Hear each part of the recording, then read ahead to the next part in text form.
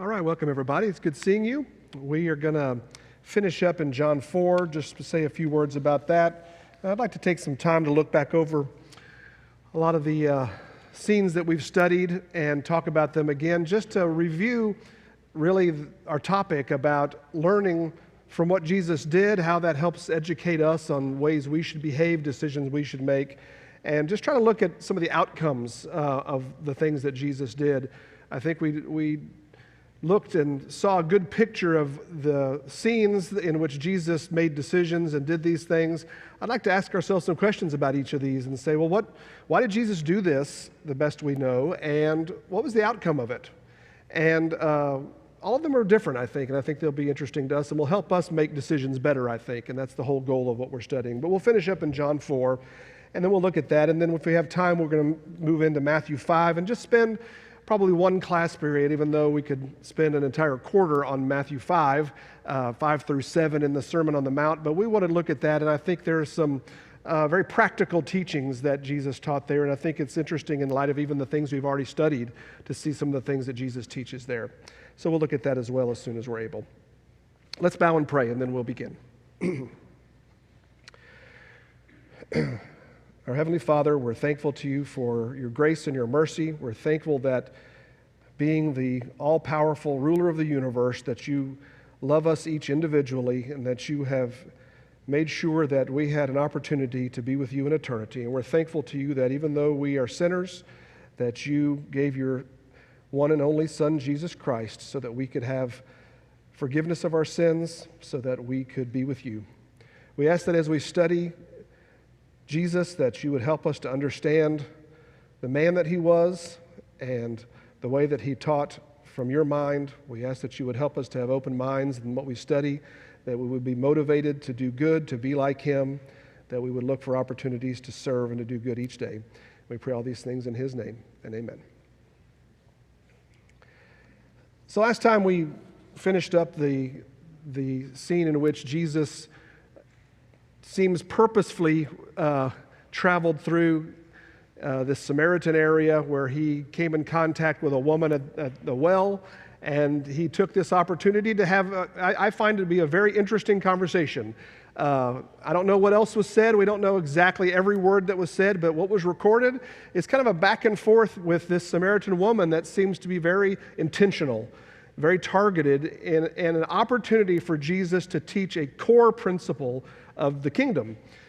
And so we see that he goes to her, he sits down, and first of all, there is already a strange situation in which he is in this place that he is talking to a woman, that he is talking to a Samaritan woman, and she notices it right off the bat that it is, why would you be talking to me? And so they have this conversation in which he asks her to give water. She notices that this is a strange thing for him to be asking her or even engaging with her at all. And he says, if you knew the gift of God and who is saying to you, give me a drink, you would have asked him and he would have given you living water. She takes issue with this perhaps immediately and says, you're not saying that you have water better than what Jacob has provided, this forefather of the Samaritans, that was this well that Jacob provided. Are you saying you have better water than this? And what's his answer when she says, are you saying you have something better than Jacob's well? What does he say to her? This water is insufficient. Why? Yeah, because you'll thirst again after drinking this, but I am providing something that is living and that it is going to be a fountain springing up, that this water will not only, you will never thirst again, but it will just produce this living water from you. And she wants that. She asks for that from him. He then tests her and asks her to go call her husband. He shows this insight that she has had many husbands and that she's living with someone now that's not even her husband. This convinces her that he is a prophet. And he takes this opportunity then to teach this in very important core principle of now this kingdom that he is teaching. And I believe, and I will just say my understanding of this is that this opportunity to teach this principle of the kingdom was because he was speaking to a Samaritan woman. He is teaching that, because she brought up that her method of worship on this mountain, she says, and compared it to Jerusalem. And he said, "Believe me, woman, the time is coming when you will worship the Father neither on this mountain nor in Jerusalem." So neither of these places will you worship. Instead, you will worship where? He tells her, in spirit and in truth. And he gives her at least one reason, he says, why it is that we would worship in spirit and truth. What is really the only simple reason he gives her for that? God is spirit, and it says those who worship him must worship in spirit and truth. That's where God is. And she then recognizes, she says, "I know the Messiah is coming." That she says, the Messiah is going to come and teach us. She's making a correlation now to this teaching. And he says, it is me, and it is right now that he says to her. So we talked about this last time and tried to make careful understanding of why he's teaching this principle at this time, that he says in spirit and in truth. And while the principles of the need for sincerity and accuracy in handling God's word are very true, there seem to be deeper messages here even that he is saying to her that this is not going to be in physical, this is not going to be on a mountain or in Jerusalem, it is not going to be limited to people who are of Jewish descent, it is going to be in the spiritual realm, which means it is available to everyone. This is in spirit, and it is written on hearts. That it is not physical rituals, it is not rites and rituals performed, it is a word of God written on hearts. And the fact that he says it is truth, that this is no longer the old law, which is a shadow, it is the reality. And I mentioned one of my favorite passages related to this is Colossians 2 and 16 and 17, where it talks about this is not the shadow, but it is the substance of Christ. That spirit and truth are that they are in the reality of Jesus Christ, not in the shadow of a Mosaic law that they were following. So I find this to be a monumental event that has a lot of interesting pieces to it, but it is Jesus. We've been going in chronological order here, and this is still very early. This is one of his earliest real opportunities to teach these principles. And so he's really laying down the gauntlet here to say this is going to be a new law and a new kingdom. No longer are Samaritans marginalized. No longer are Gentiles marginalized. Everyone in spirit is now part of God's kingdom. So tonight I wanted to take some time and look at each of these scenes that we've studied and asked a couple of questions. I want to start with this one since we've just talked about it, and then we'll go back to the beginning. But I want to ask a few questions. One is, why did Jesus do this, and what was the outcome? And then we'll ask a little bit about what we should do with that. So I'll ask you that question. From the best we can tell, and there may be some speculation from what we see here, but why did Jesus do this and take this opportunity to talk to this woman? Yes? I was going to say that one is that uncommon people who traditionally may not get along were getting along. He was showing how it could be done. And two, this was a woman who was in sin, who was living with someone, and he did not treat her with disrespect or with disgust. He talked to her and tried to minister to her. And I think that's a big lesson for us, right? Because when we see people we don't like, right? Or they're in sin, right? Sin that's worse than our sin, right? Yeah. But, we have a tendency to say, oh, that's a bigger sin and I can't deal with that. Whereas he shows us. And you said two very important things there. If you couldn't hear, well, the first thing that was said is that these are two people who might have had prejudice against each other and who might have not been either allowed to talk or should not have been talking, that he was very comfortable. And so there was a demonstration here that says we are equals and obviously Jesus, Jesus not being equal in many ways, he was saying to her, I don't look down on you. But the other is, and maybe just as important or more important, is that Jesus demonstrated this person who was a sinner was someone to show love and gentleness and respect to, not to accept the sin and not to demonstrate an acceptance, but to not push this person away, but to show love to that person. And that, as I've been working on the elementary Bible class program here, I've had to actually learn how curriculum and teaching works because I didn't know anything. And one of the key things about teaching is modeling, is the idea of a teacher who demonstrates what they're teaching and is able to model that. And so I think there's a teaching method here that says, I'm showing you that a rabbi is going to talk to this Samaritan woman and a sinner that I'm going to show love to. Yes? Also, Jesus showed or demonstrated to her salvation is extended to all men. And this is the most important principle of the new law and of the kingdom, that it is for all, and it is. And I think there were a lot of people that kind of thought it was for them. So you might see the Pharisees or the spiritual leaders, or maybe just people of the Jewish faith that would say, "This is ours." But there are people, but these people didn't think it was for them, and so the idea of people who are disenfranchised, the poor, the people who are considered outcasts, they're people who don't think that it's for them.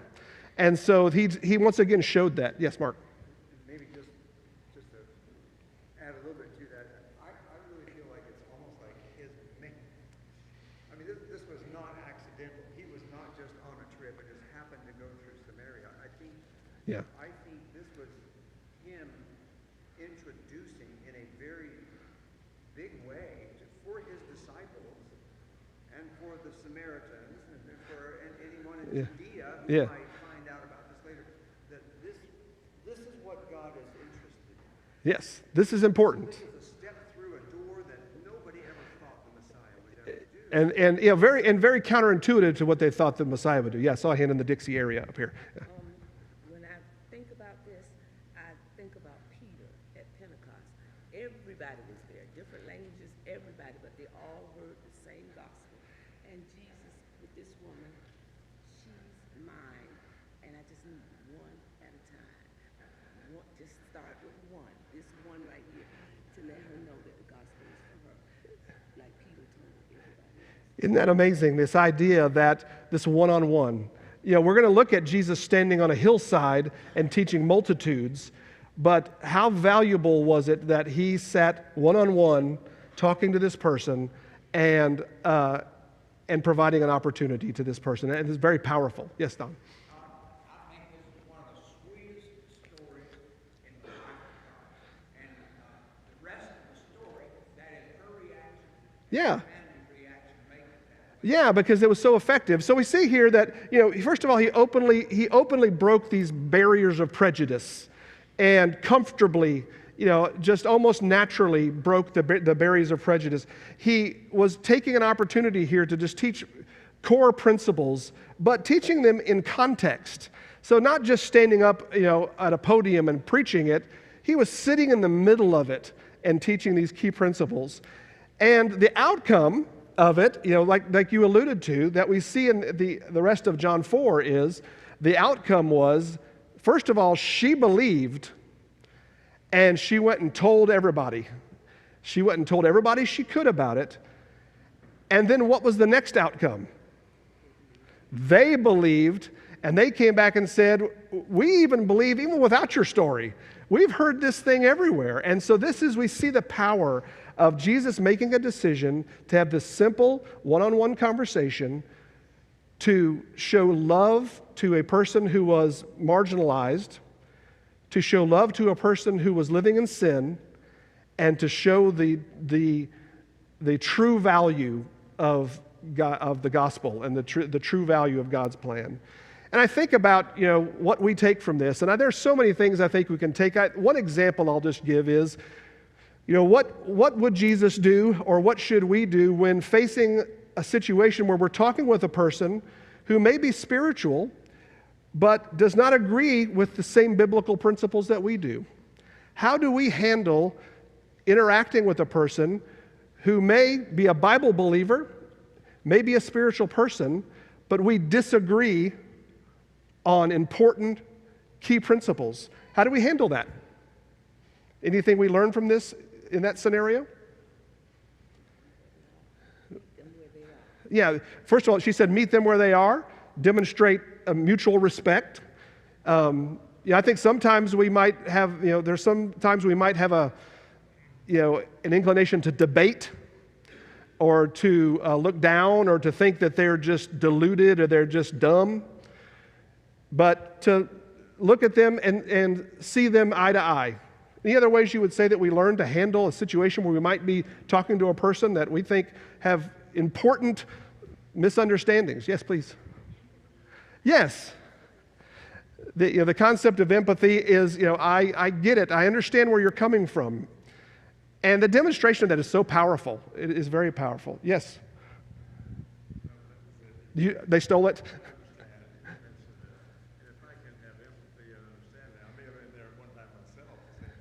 Yes. Absolutely. Absolutely. Did I see a hand back here? Yes, please, Jack.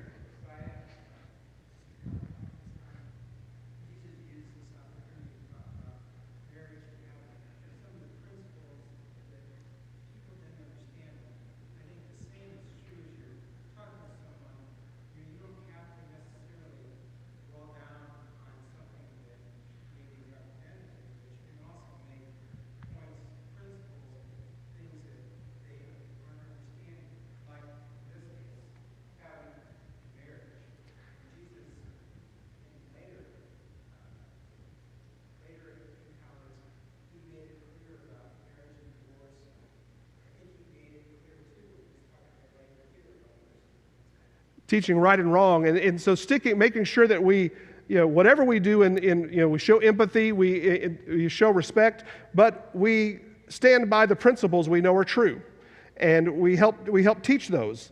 I will admit that I've told you I grew up. I have only known churches like this since I have known anything. My parents became Christians when I was 5 years old, and I've only known churches like this and the things that we believe. And I will admit that there were times in my life when I was convinced that religious people who did things differently than us, it was because they didn't read the Bible. Anybody else grow up like that, where you thought, well, if somebody is doing things in their church that we don't believe are authorized, well, it's because they haven't read the Bible. They don't care about the Bible. And I'm here to tell you that is, for the most part, absolutely not true. That there are people who are applying the Bible inappropriately, who are interpreting it inappropriately, or doing things that are not appropriate, but that does not mean that they have not read or studied the Bible.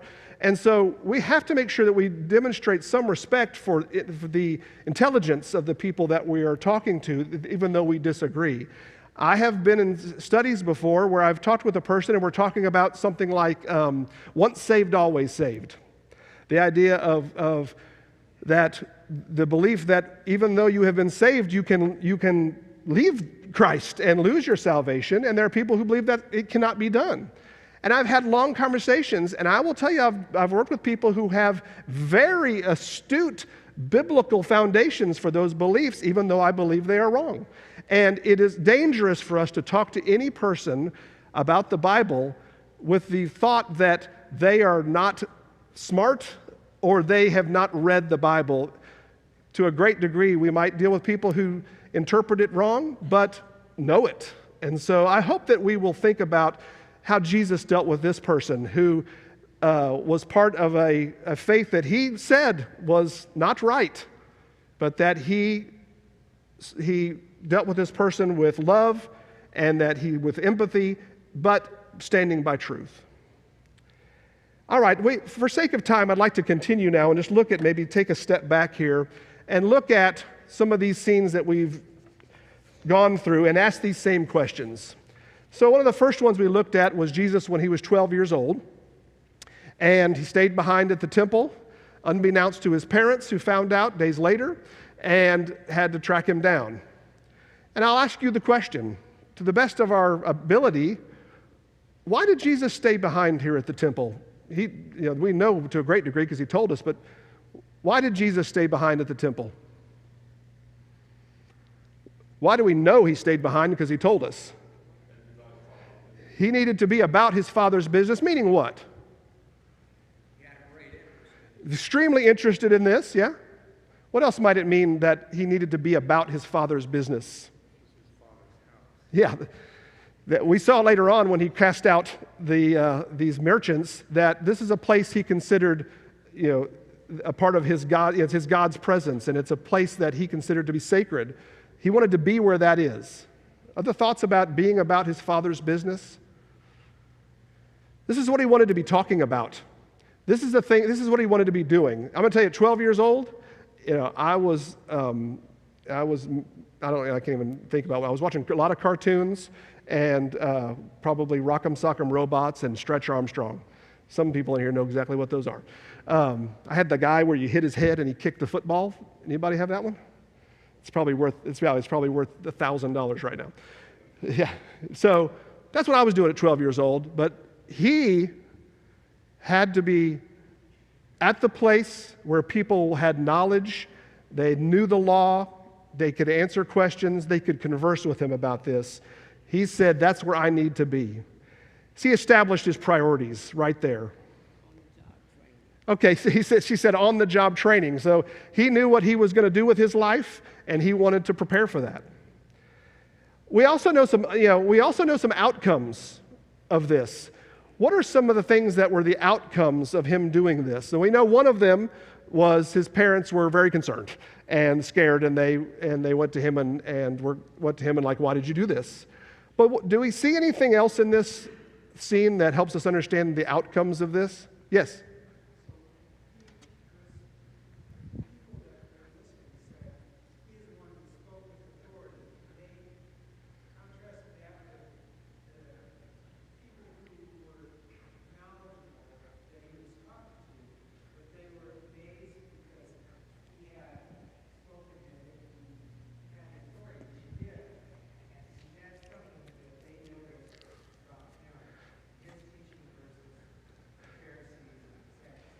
So the first thing, that the outcome was that he made an impression and demonstrated that he was a person that had authority, that had insight, and that it was different than just regurgitating law, that he had insight and he had some, as it said, authority.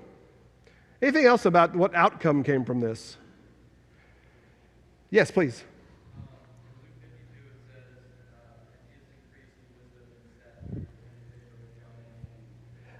I'm glad you brought that one up because it's a very well-documented outcome. As a result of this, he grew in wisdom and stature. The outcome was also, we always look at this as Jesus was there teaching them, which I think was happening to some degree, but he was there to learn. And so it caused him to grow. It caused him, and it says wisdom and stature. So it's like he was becoming a man, which was actually officially the case in Jewish faith, but he was growing and learning, and it was progressing. Another one that I think is interesting is that there was an outcome with his mother. What is the outcome it records here about his mother? Yeah, it made an it made an impression on her too. She remembered that and kept it. She treasured it in her heart. It says. All of these things in her heart. Very special. This was just a very special thing that happened. And I asked y'all this question before, but one of the things that I find interesting from this is I asked modern day, how do you deal in a situation, maybe even in your job or with anyone, when you are dealing with people who maybe have authority over you, who you think you are smarter than? Anybody here, I won't make you raise your hand, but anybody here have a job where you think you're smarter than your boss? I'm going to guess that there's a lot of people here that feel that way. you deal with people who maybe are doing something and you think you can do it better. Any control freaks in the room like me? That you always think you can do it better. I saw some people who know they are control freaks just make the face. But this is a scenario where Jesus humbly went in. He had authority, he had insight, he had knowledge, but he listened and he learned. And even with his parents, he demonstrated respect. And so the idea of even today when we are in a situation where maybe we are feeling controlling, or we feel like we are superior, or maybe we feel like we're smarter than everybody else, maybe we just keep our mouths shut and have some humility and see what we can learn from the situation. Jesus, by the way, for those of you who haven't been in the class before, I'm purposefully putting up terrible AI images of these things. This is the best one I could come up with of John. AI cannot draw John the Baptist, I can tell you. So this is the best we got, and he doesn't have glasses on at least. But we see Jesus baptized by John. And so the first question is, why was Jesus baptized by John? We know it wasn't for one reason. What reason do we know it wasn't for? Remission of sins. So why? What's that? So he was fulfilling his purpose, and that he was taking part in what he was, almost like, this is where I'm supposed to be. Once again, like in the temple, this is where I'm supposed to be. People are here being baptized. John is paving the way. I need to be associated with him. I'm going to demonstrate, I'm going to model here this cleansing. And by the way, we mentioned already, baptism was not the first cleansing ritual. That there were lots of water cleansing rituals in Judaism. This now was using that same imagery, and he was demonstrating not only his knowledge of the law of Moses, but that he was willing to abide by this. Yes, Don? Scripture says to fulfill all righteousness. Another way, isn't that the same thing as saying set the right example? Yes, that he was showing that he was showing others. Now, I think he was smart enough to know that if he resisted doing this, people would notice that and wonder why. And even though they might have known that he was, maybe I don't know that anyone really knew of his sinlessness, they would wonder why he's not participating in this. What is the outcome of this? What were the outcomes of Jesus participating in this? Some of them were some of the greatest moments in the history of the world, but yes. Because what? Yeah, this was, he was baptized, and one of the outcomes was that he was confirmed by God from heaven, that God pointed out and said, this is an opportunity to show that this is my son in whom I'm well pleased. And so one outcome of that is that God pointed him out and confirmed him. Other things that were outcomes from this? Yes? John also pointed him out and made it very, very widely known among the people that were there that there was something special about this. Yeah, and the idea of what John said to him also is another example of the showing of this change that, all they've ever known is the sacrifice of animals and the sacrifice, dead sacrifices. And now he says, now this is the Lamb, but of God, and it's not just going to take away the sin of you, it's going to take away the sin of the entire world. And so it was this showing this rite of passage almost that is now moving from these dead sacrifices for the individual to God sacrificing a lamb, his son, for the sins of the world. It also was, this was a launching, I feel like, into his ministry. This was really a launching point as we see he's preparing, and next we see him go into his temptation by Satan. This is just an important step in that process, yes. Maybe the way he did that was almost like drawing a line in the sand at this point. Now, Jesus hasn't really made himself really very, very much known at this point, but maybe to small groups. But this is like a public, Yeah. here's the line in the sand. Everybody has to now make a choice how they're going to receive. This is different now. Yeah, this is not just some basic cleansing ritual. Now this is something that's part of a much bigger thing. Yes, Jack?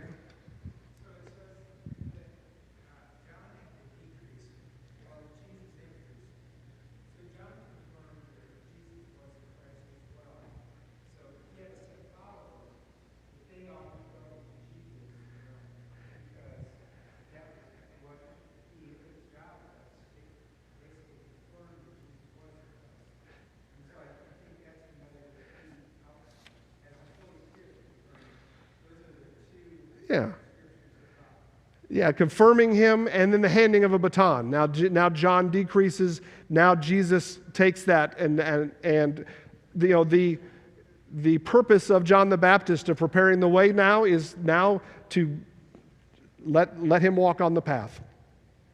And I mentioned we won't take time for this for sake of time, but I thought about this scenario, and I thought about a scenario we might be faced with where maybe we have something that we're asked to do or something we're asked to participate in that maybe we consider to be a waste of time, or something where we feel like maybe people won't notice, or maybe we're invited to something or asked to do something, and we feel like maybe it's not worth our time because it just won't matter.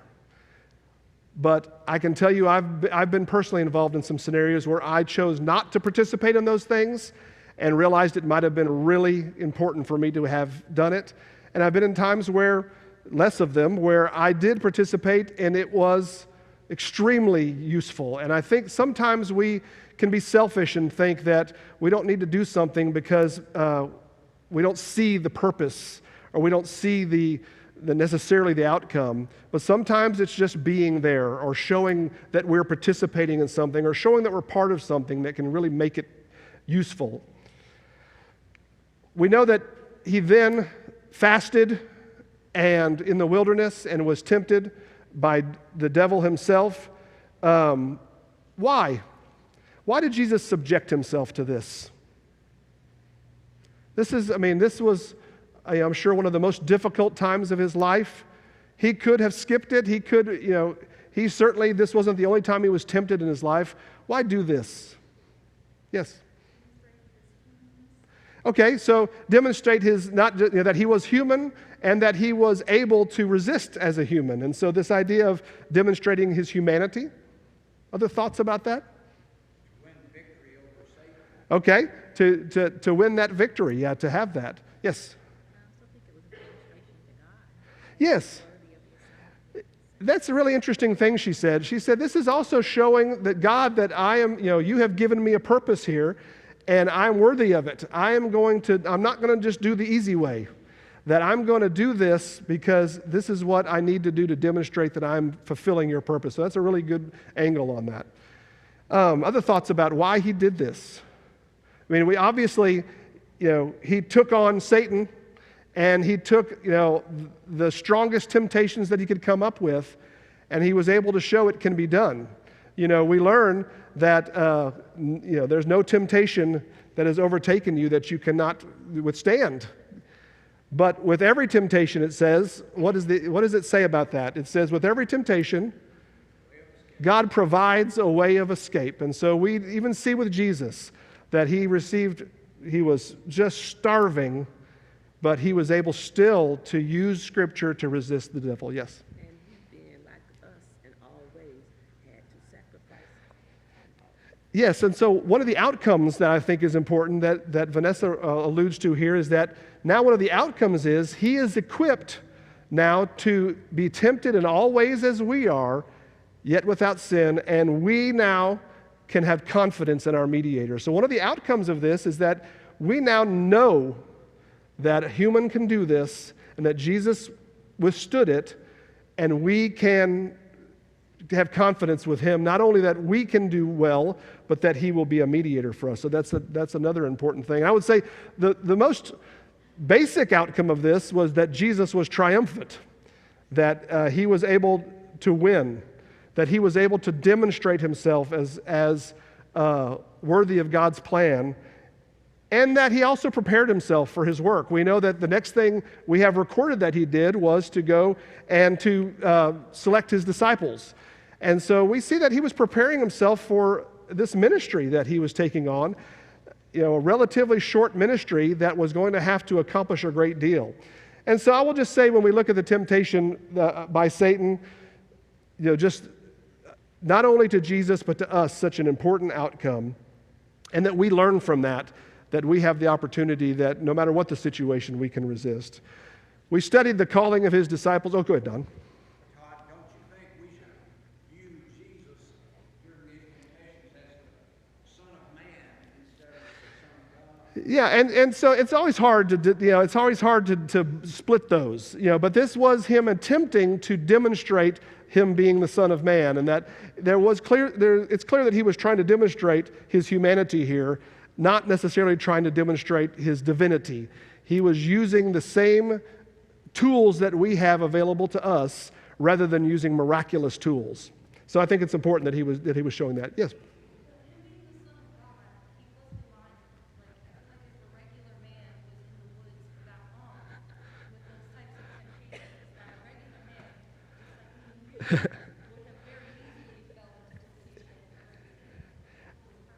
Yeah, I agree with you. I think I would have, and I think that to show that, to show his superiority and to show that relationship between God and man is important, because he had that knowledge in that. But I will say you're right. If I did this, I would have eaten some bread real quick, and so I feel like that his demonstration of that power and that strength is extremely important.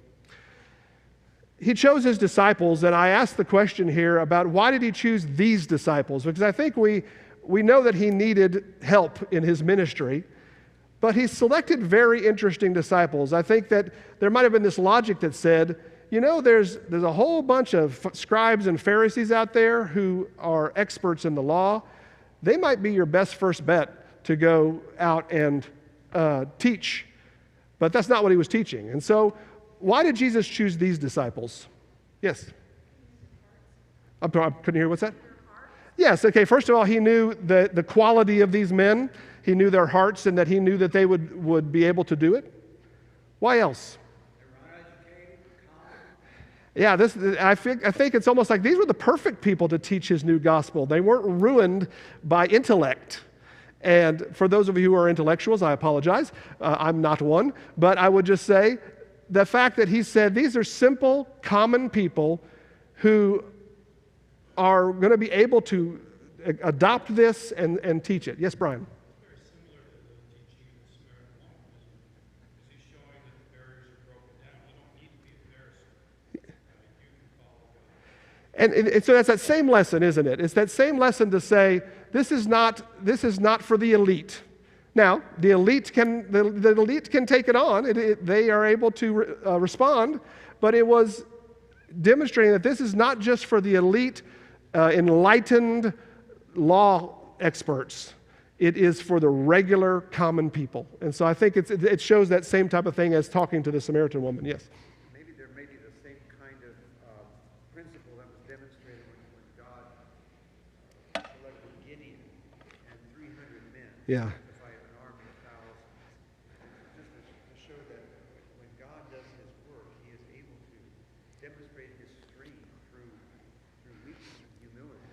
And, and so we might ask, so what are the outcomes? What were the main outcomes of him selecting these men? What's the biggest outcome of him selecting these men for this purpose? Yeah, the greatest ministry in the history of the world. These people accomplished the impossible. And so Gideon's a great example of, let's show how God is smarter than the intelligence of man. That this idea that what we think is smart is actually worthless to God. And so the idea that he shows that these men, simple men, fishermen, that even people who are counterintuitive like a tax collector, these are people who, because of the message of the gospel, can accomplish the greatest ministry in the history of the world and convert, through today, just billions of people to God's plan. Yes? It was almost like they were able to do it, but they were also able to do it because God is the one who was kind of guiding them. It's almost like David and Goliath. Yeah. It was God's plan. It was God's plan that worked. It wasn't the skills. If he had chosen a bunch of eloquent, speakers or people who were great lawyers or debaters, well, then maybe their skill did it. But in this case, it says, no, God's plan is what accomplished it. Yes, Brooke? Another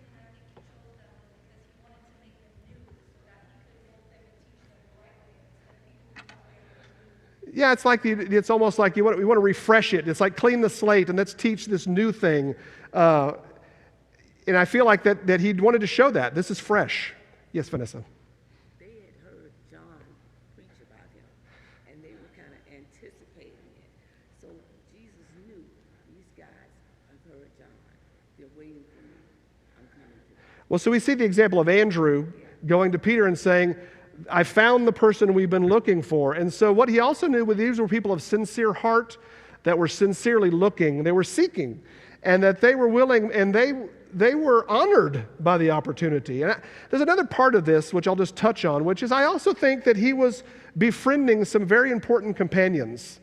He was finding his kind of people so that he could have a group of people that he got along with and they could do this together. And so I think that was another important part of it. Our time is almost up, so I'll just mention this last one here, that about Jesus turning water to wine. Why did Jesus do this? We see that it was called, we see that it was referred to when we studied it as what? This event. The first sign that and so this was clearly designed to be a sign. And when we read in John 4, people had heard of it. And one of the outcomes of this was that they had heard about it and they were responding to it. But I'll just say, since we are out of time, I think one outcome of this is that the party was saved. I think that one outcome was that Jesus cared about this event and these people and his mother, and he did something that was a sign that was powerful, that impacted people spiritually, but also I think he cared about trying to make sure that this event wasn't ruined. And Jesus was like that. We said lots of examples of Jesus just caring about everyday things and helping people. Not usually miraculously, but in this case, he used this as almost like a double benefit, that he could show his divinity and help his mom out. So that's what we'll leave it with tonight. Do something to help out your mom. That's what Jesus would do. Time is up. Go ahead, Mark. Someone brought up the idea that Jesus grew in wisdom and stature. Yeah. So what he did when he did this first sign is he demonstrated it. Yes. If you sing a song about Jesus doeth all things Yeah. well, so he demonstrated. Well, it's maturity. He's demonstrating his maturity here. So thank you for your input tonight. We'll continue to Matthew 5 on Sunday.